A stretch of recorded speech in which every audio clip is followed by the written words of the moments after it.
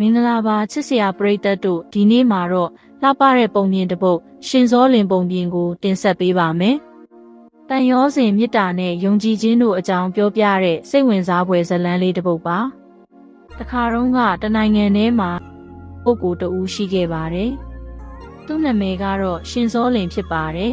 ။ရှင်စောလင်ကဗုဒ္ဓသမဂ္ဂအကြောင်းနဲ့အာယုံဆိုင်မှုမှာအထူးတန်ဖိုးထားတဲ့လူကောင်းတဦးပါ။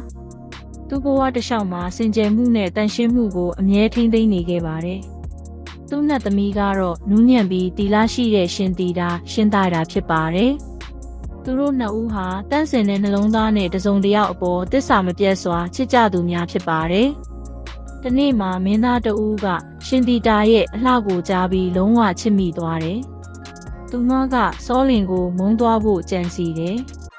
အဲ့အချိန်မှာရှင်စောလင်ကိုအပြစ်ဖြစ်စေဖို့အပြစ်တင်ပြီးဖိနှိပ်ဖို့ကြံခဲ့ကြတယ်။ဒါပေမဲ့ရှင်တီတာကမရအနေနဲ့ယုံမသွားပဲမိမိပျော်ရွှင်မှုအတွက်မိမိယုံကြည်မှုနဲ့ထိန်းသိမ်းခဲ့တယ်။သူကမြည်သည့်အခက်ခဲမဆိုတည်မြဲစွာရှင်စောလင်အပေါ်တစ္ဆာမပြတ်ချစ်ခဲ့တယ်။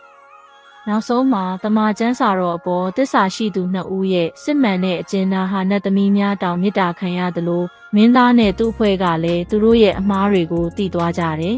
။ရှင်စောလင်နဲ့ရှင်တီတာတို့ဟာနတ်ပြည်ကိုတက်သွားပြီးတန်ရောစဉ်မပြတ်တဲ့ဘဝနဲ့နေထိုင်သွားကြတယ်။ဒီပုံမြင်ကကျမတို့ကိုသတိပေးပါတယ်။ယုံကြည်မှုနဲ့တစ္ဆာတည်မှုဟာညီတိခက်ခဲမှုနဲ့တောင်မပြတ်နိုင်တာပါ။ဒီလိုစိတ်ကူးရင်ပုံပြင်လှလှလေးတွေကိုသဘောကျမိလားသဘောကျရင်ဒီ channel ကို subscribe လုပ်ပေးပါပြီးတော့ခေါင်းလောင်းလေးကိုနှိပ်ပြီးအောတို့ရွေးထားပေးပါ